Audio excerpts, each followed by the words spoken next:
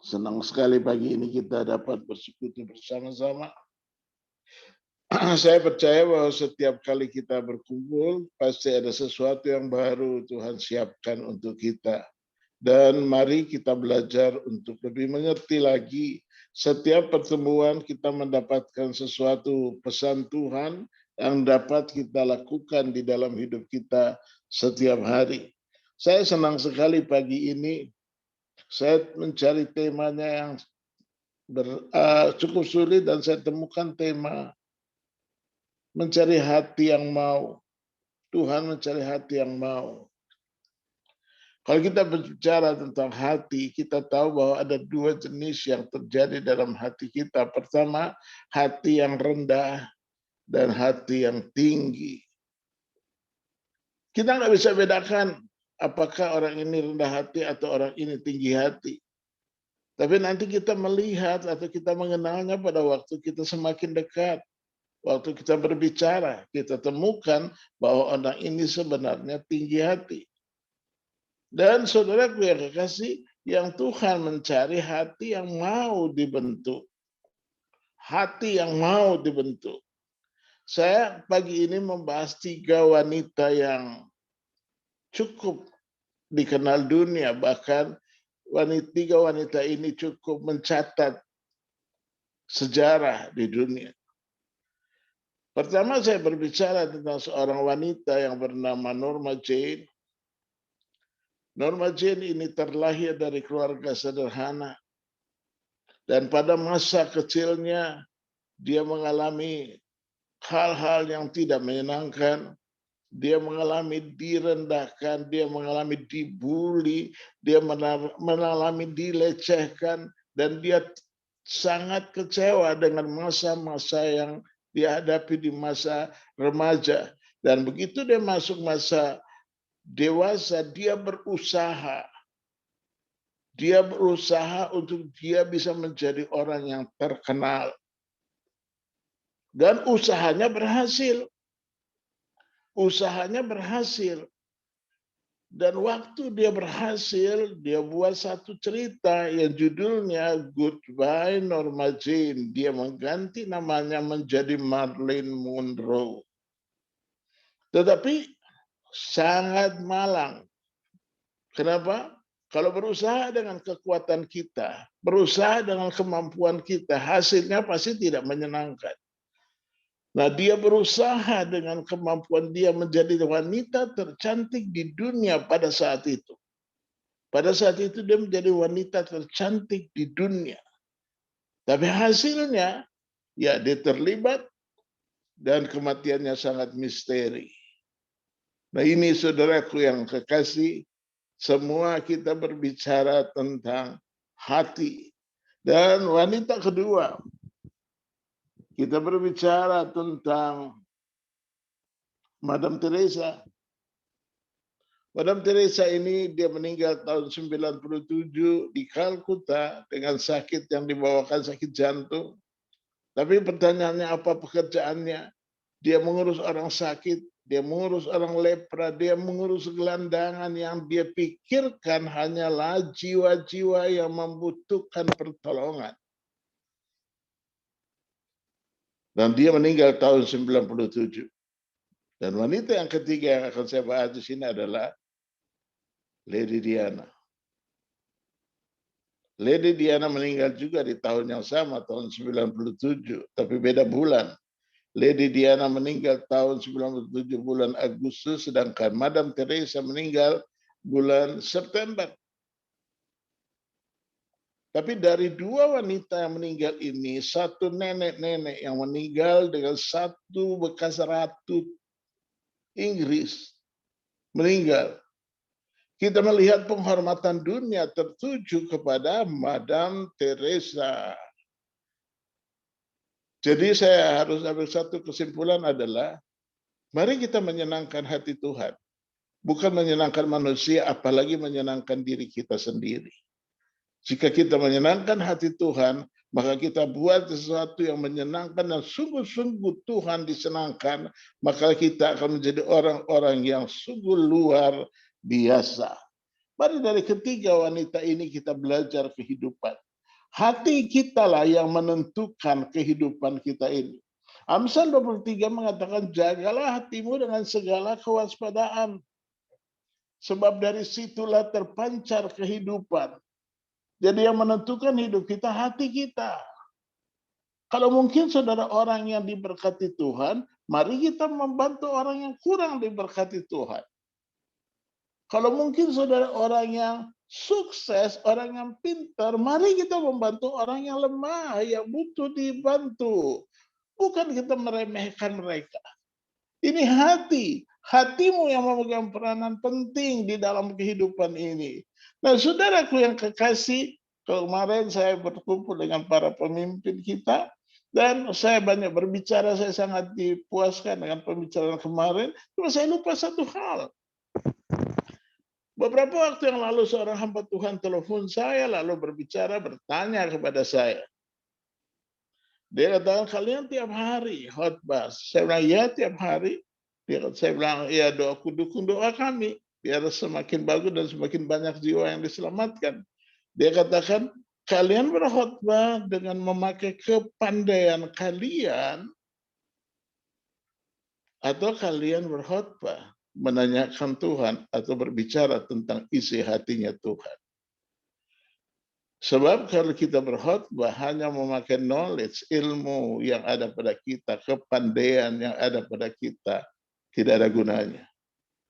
Tapi kalau kita berkhotbah, berbicara, kita cari apa yang Tuhan mau, maka kita sangat diberkati oleh Tuhan. Puji nama Tuhan. Kita melihat bersama-sama firman Tuhan yang saya catat di sini, Yeremia 18 ayat 1 sampai 6. Saya pikir kalau dibacakan nanti waktunya kurang. Jadi kita sharing bersama-sama. Nah, dikatakan di sini Tuhan menyuruh Yeremia untuk melihat proses pembentukan tanah liat. Nah, hidup kita bagaikan bejana di tangan Tuhan. Kita bejananya dan Tuhan penjunannya. Saudara dan saya bejana di tangan Tuhan. Hidup kita ini bejana di tangan Tuhan. Untuk menjadi bejana yang indah, ada beberapa proses yang harus kita lewati. Untuk menjadi bejana yang indah. Bejana saudara dan saya.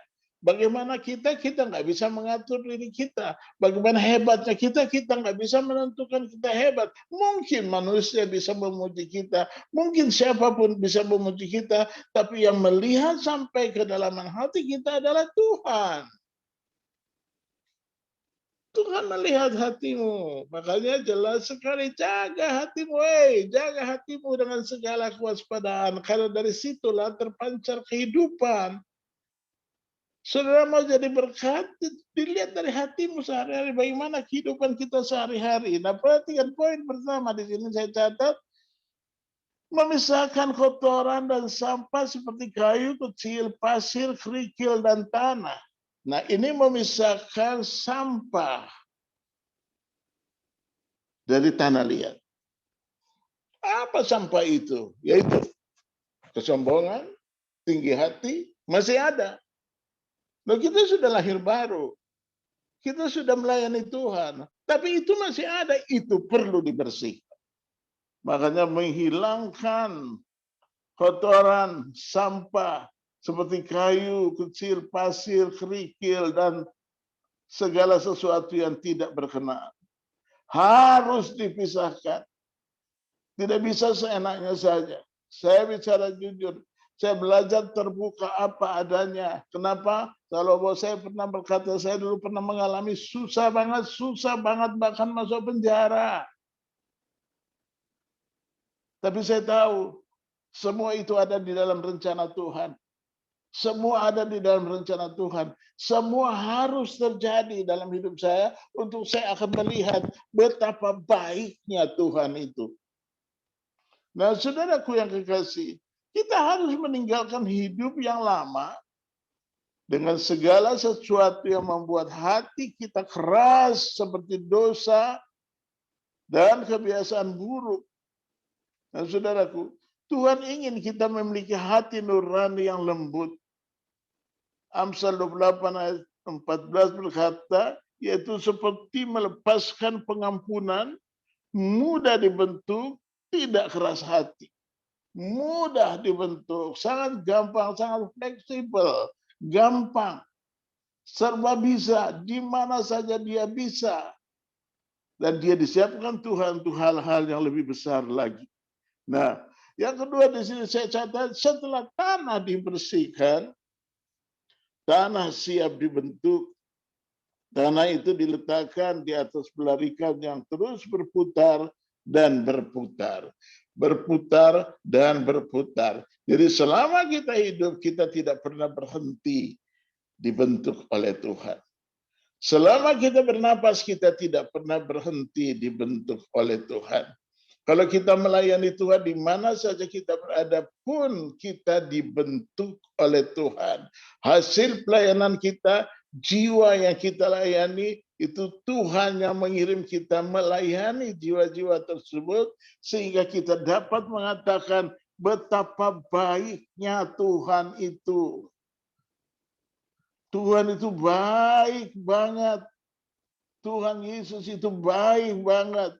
Setelah tanah dibersihkan, tanah siap dibentuk, tanah itu diletakkan di atas pelarikan, yang terus berputar dan berputar, terus berputar. Jadi pembentukan ini menandakan kita sedang dibentuk. Berputar ini berarti kehidupan kita di tengah dunia ini tidak pernah berhenti.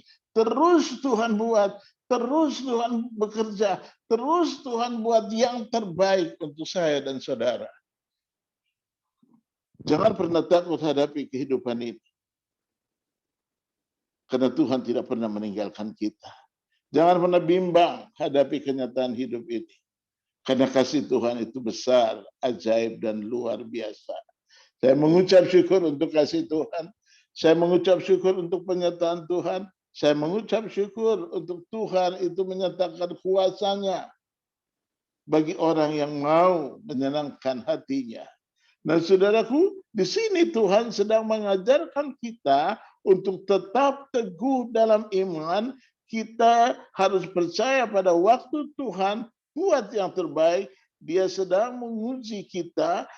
Tuhan membuat semua indah pada waktunya.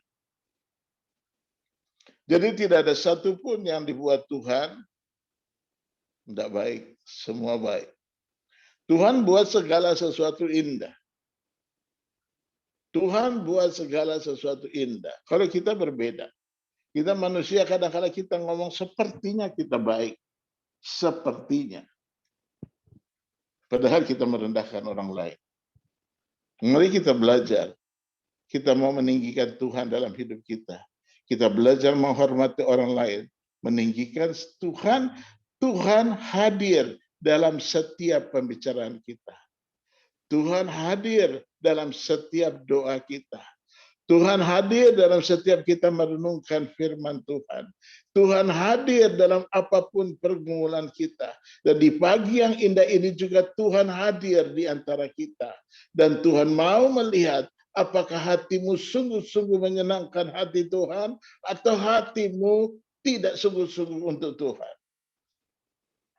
Mari kita belajar, saudaraku yang kekasih. Saya percaya, poin ketiga dikatakan, dan setelah berputar-putar pada pelarikan, tanah itu kemudian dituang air. Setelah berputar-putar pada pelarikan, tanah itu dituang air, harus dituang air. Kalau bicara tentang air ini, air melambangkan Roh Kudus masuk dalam hidup kita untuk memberkati kita, mengurapi kita, dan membentuk kita sehingga kita dapat menjadi bejana yang mempunyai tujuan yang pasti. Kita jadi bejana yang punya tujuan pasti. Bejana punya tujuan pasti. Saudaraku yang kekasih di dalam Tuhan, kita tidak tahu kapan kita akan berkumpul beribadah onsite, kita belum tahu. Tapi untuk mempersiapkan diri kita masuk ibadah onsite, mari kita sungguh-sungguh fokus pada sekeliling kita. Pada waktu kita beribadah onsite, ada jiwa yang diselamatkan melalui kehidupan kita. Ada jiwa di pinggir jalan yang membutuhkan pertolongan Tuhan yang kita bawa bersama-sama dengan kita. Dan pada saat sekarang ini kita masih diizinkan Tuhan untuk belum bisa ibadah. Kita tidak perlu lihat masalahnya, tidak perlu takut dengan apa yang terjadi, tetapi kita mau melihat Tuhan. Bahwa kuasa Tuhan tidak pernah berhenti bagi kita. Kasih dan kuasa Tuhan terus mengalir dalam hidup kita. Begitu kita sungguh-sungguh berseru kepadanya, maka dia mendengarkan doa kita. Begitu kita berteriak minta tolong, matanya tertuju kepada kita. Begitu kita menjerit minta tolong, dia mendengar kita. Dan dia menghargai saya dan saudara. Dia mengasihi kita. Begitu kita minta tolong, dia mendengarkan jeritan hati kita. Mari kita belajar bersama-sama. Hidup kita ini kita tidak tahu, sangat singkat. Sampai berapa lama lagi kita hidup, kita nggak tahu. Tapi bagaimana kita mengisi kehidupan ini, itu yang lebih penting. Bagaimana kita mengisi kehidupan ini, itu yang paling penting. Apakah aku sudah menjadi berkat? Apakah aku sudah menjadi berkat untuk semua orang yang ada di sekeliling aku, untuk sahabatku aku menjadi berkat, untuk seniorku aku menjadi berkat, untuk orang yang di bawah aku menjadi berkat, atau aku mementingkan diriku sendiri? Ini yang paling penting. Tuhan tidak pernah berhenti bekerja di dalam hidup kita. Yang Tuhan inginkan dari kita, jaga hatimu dengan segala kewaspadaan. Karena dari situlah terpancar kehidupan. Bagaimana kehidupanmu, bagaimana kau diberkati Tuhan atau kau tidak diberkati Tuhan, tergantung dari hatimu. Kalau kita menjaga hati kita dengan sungguh-sungguh, memuliakan hati kita dengan sungguh-sungguh, merendahkan diri di hadapan Tuhan dengan sungguh-sungguh, menghormati orang lain, menghargai orang lain dengan sungguh-sungguh, menghargai satu jiwa yang butuh diselamatkan dengan sungguh-sungguh. Ini yang Tuhan mau, hati yang sungguh-sungguh mau dibentuk oleh Tuhan. Pembentukan tidak pernah berhenti. Nah, selalu pembentukan terjadi. Pembentukan tidak pernah berhenti. Pembentukan selalu terjadi. Kalau dikatakan berputar-putar, ini kita diizinkan Tuhan. Dan tanah liat itu dibersihkan, siap dibentuk, tanah itu diletakkan di atas pelarikan yang terus berputar-putar, berarti tidak pernah berhenti. Tidak pernah berhenti. Pembentukan itu selalu ada. Pembentukan diizinkan Tuhan senantiasa ada. Dan mari kita lihat hidup ini. Kalau kita sungguh-sungguh merendahkan hati, kita menghargai setiap orang yang ada di sekitar kita, siapapun dia, kita menghargai dia, maka kita diberkati Tuhan. Tuhan Yesus adalah Tuhan yang setia. Tuhan Yesus adalah Tuhan yang adil. Tuhan Yesus adalah Tuhan yang selalu menepati janjinya. Kita seringkali kita tidak tepati janji. Tapi Tuhan Yesus sering tidak pernah tidak menepati janji. Dia selalu menepati janjinya. Dan Tuhan mengasihi kita. Nah, saudaraku yang kekasih, kembali saya ajak kita ke poin yang ketiga. Dan setelah berputar-putar pada pelarikan, tanah itu kemudian dituang air. Air ini melambangkan Roh Kudus yang masuk di dalam hidup kita untuk memberkati kita, untuk mengurapi kita, dan untuk membentuk kita sehingga kita menjadi bejana yang punya tujuan. Kita menjadi bejana yang punya tujuan. Tadi saya awali dengan 3 wanita tercatat di dunia.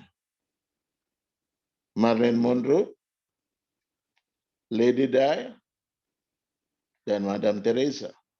Dari 3 wanita ini, hanya satu yang belajar menyenangkan hati Tuhan. Dan kematiannya, dunia mengagungkan dia. Seorang wanita sederhana. Seorang wanita sederhana, biarawati. Tapi dia menyenangkan hati Tuhan. Dan pada waktu dia meninggal, dia mati, dia berbeda dengan ratu meninggal. Ratu meninggal, dunia membencinya. Tapi Madame Teresa meninggal, dunia berkabung. Kenapa?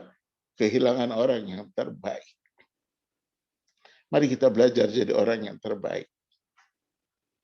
Kita belajar jadi orang yang terbaik. Belajar. Kalau saya katakan belajar, saudara pasti bisa. Pasti bisa. Dengan pertolongan Roh Kudus kita pasti bisa. Kita dimampukan oleh Tuhan. Kita pasti bisa.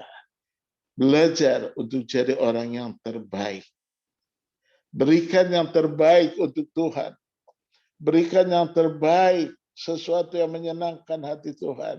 Hidupku bukannya aku lagi. Kita lakukan itu di dalam kehidupan kita. Tetapi Yesus yang hidup di dalam aku. Aku udah bukan lagi aku. Tapi Yesus yang hidup di dalam aku. Ini yang Tuhan mau. Kita belajar pagi yang indah ini. Saya tetap percaya bahwa kita semua siap menjadi berkat bagi kota Jakarta, Indonesia, dan seisinya.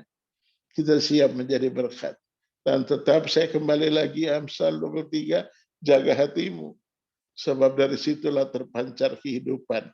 Kau berhasil atau kau tidak berhasil tergantung dari kau jaga hatimu atau kau tidak jaga hatimu. Nah, saudaraku yang kekasih, kalau saya katakan air melambangkan Roh Kudus yang masuk ke dalam hidup kita untuk memberkati kita, untuk mengurapi kita, dan untuk membentuk kita sehingga menjadi bejana yang mempunyai tujuan, menjadi bejana yang mempunyai tujuan. Poin keempat, setelah menuangkan air, perlu menekan-nekan tanah itu. Dari bagian dalam semakin banyak air, dituangkan tanah itu akan lebih padat dan terbentuklah bejana yang indah. Setelah dituang, ditekan-tekan, maka terbentuklah bejana yang indah. Saudara bisa lihat di Kisah Rasul 7 ayat 51, juga Matius 12 ayat 43. Saudara bisa membacanya nanti. Sebab kita tahu bahwa setiap hari apapun yang Tuhan buat di dalam kehidupan kita, saudara, semuanya indah. Semuanya luar biasa. Bangga, saya bangga dengan kebaikan Tuhan. Saya bangga dengan kasih-Nya Tuhan. Saya bangga dengan perhatiannya Tuhan. Kadang-kadang saya merasa saya sendiri. Dan setelah saya merasa saya sendiri, saya disadarkan oleh Roh Kudus, kau tidak pernah sendiri. Ada saya bersama-sama dengan kau. Saya bangga sekali. Saya bangga sekali. Saya tidak pernah sendiri. Nah, kalau dikatakan poin keempat, setelah menuangkan air, Tukang periuk akan menekan-nekan tanah itu di bagian dalam. Semakin banyak air dituangkan, tanah itu akan lebih padat dan terbentuklah bejana yang indah. Ini menggambarkan Tuhan membentuk kita dari dalam. Tuhan memperbaiki hati kita. Hati kita yang perlu diperbaiki. Karakter dan cara berpikir kita. Semakin banyak kita bersekutu dengan Tuhan, maka semakin banyak kita diubahkan oleh Tuhan. Hati yang keras adalah tempat favorit iblis untuk tinggal di dalam hati itu. Kisah Rasul 7 ayat 51 dikatakan, tidak bersunat hati dan telinga, maksudnya memiliki telinga tetapi tidak mau mendengar. Dan keras kepala tidak bisa menerima Roh Kudus. Matius 12 ayat 43. Iblis mencari tempat yang tandus.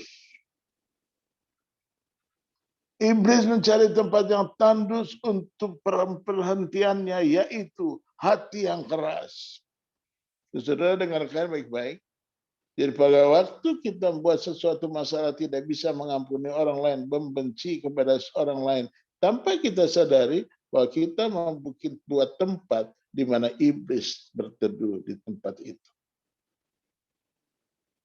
Tapi pada waktu kita melepaskan kasih, kita mengampuni orang yang menyakiti kita, kita mengasihi orang yang ada di sekitar kita, dia mau pintar, dia mau bodoh, kita tetap mengasihi dia. Kalau dia bodoh, kita pintar, kita perlu melatih dia supaya dia jadi lebih pintar sama seperti kita. Nah, Yesus di dunia ini disebut guru. Pengikut Kristus guru. Saudara dan saya kita guru, patut kita mengajar orang banyak untuk bisa menjadi berkat. Nah, Matius 12 ayat 43 dikatakan iblis mencari tempat yang tandus untuk pemberhentian, yaitu hati yang keras. Saya ayat ini sangat jelas untuk kita renungkan. Iblis mencari tempat yang tandus untuk perhentian, yaitu hati yang keras, tidak mudah mengampuni, tidak mudah menerima pengampunan, menyimpan sakit hati, dendam, tidak bisa menerima informasi dan tidak bisa melepaskan informasi, yaitu segala sesuatu untuk diriku sendiri. Nah, saudaraku yang kekasih, saya lebih cepat mempersingkat waktu.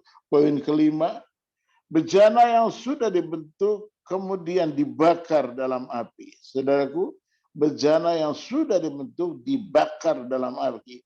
Ketika mengalami ujian dan pencobaan, jika kita memiliki hubungan yang erat dengan Tuhan, maka iman kita akan menjadi kuat, kita tidak akan dihanguskan. Yesaya 43 ayat 2. Persekutuan kita dengan Tuhan akan menentukan kekuatan kita untuk melawan iblis.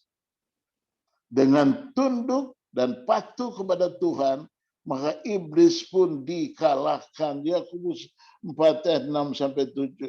Kekuatan yang berlimpah berasal dari Tuhan, bukan dari diri kita sendiri. Saya ulangi, kekuatan yang berlimpah berasal dari Tuhan, bukan dari diri kita sendiri. Dan kita ini akan melihat saat kita memiliki hati dalam bencana tanah liat yang mudah dibentuk, maka hidup kita semakin indah dan luar biasa. Hidup kita semakin indah dan luar biasa. Nah, saudaraku yang saya kasihi, pagi yang indah ini kita belajar bersama-sama. Ada beberapa hal yang akan saya akhiri. Satu kesimpulan saya, setelah menjadi bejana yang indah, Tuhan akan mengisi bejana itu dan membawanya dari satu tempat ke tempat yang lain. Dari satu tempat ke tempat yang lain. Nah ini saudaraku yang kekasih. Supaya saat orang melihat apa isi bejana tersebut, karena itu kita harus menjadi bejana yang bukan hanya indah, tapi juga memiliki kualitas, yaitu diisi dengan anggur yang baru, yang bisa memberkati orang. Bisa memberkati orang yang putus asa. Diisi dengan minyak yang sukacita, minyak sukacita. Kita dapat mengurapi orang yang sedih, orang yang putus asa, kita dapat mengurapi mereka. Kita di sekeliling kita banyak orang yang putus asa. Kalau kita berdiri dengan kesombongan kita, bagaimana pertolongan Tuhan untuk mereka? Saudaraku, diisi dengan minyak sukacita agar kita dapat mengurapi orang yang sedih dan putus asa. Jangan abaikan persekutuan dengan Tuhan. Ingat, jangan abaikan persekutuan dengan Tuhan. Miliki hati yang patuh dan tunduk pada Tuhan. Miliki hati yang patuh dan tunduk pada Tuhan, agar hati kita tidak keras,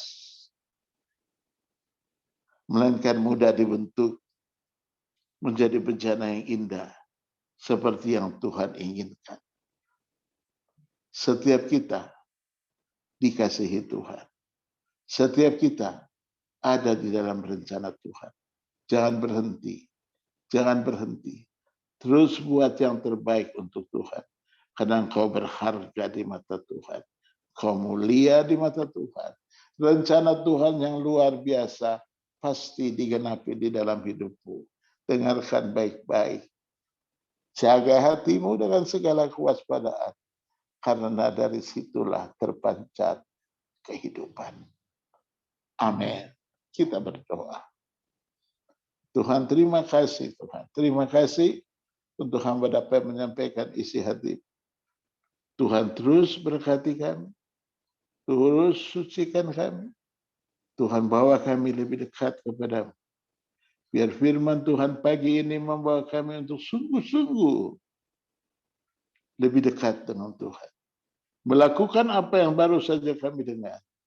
Sehingga hidup kami, hidup keluarga kami, hidup anak-anak kami, semuanya diberkati Tuhan. Kami mau belajar melihat segala sesuatu dengan hati yang benar-benar kita jaga. Dan terima kasih Tuhan. Terima kasih. Hamba mengucap syukur. Dalam nama Tuhan Yesus. Saudara angkat kedua tanganmu dan terimalah berkat Tuhan. Amin. Terima kasih Yesus. Anugerah Tuhan yang luar biasa. Serta kasih setia Tuhan yang tidak pernah berhenti mengalir dalam hidup kita. Turun mengalir dalam hidup kita masing-masing. Amin. Tuhan Yesus sangat mengasihi saudara. Dan Tuhan Yesus tidak pernah berhenti mengasihi kita. Dalam nama Tuhan Yesus, hamba berdoa. Amin. Amin.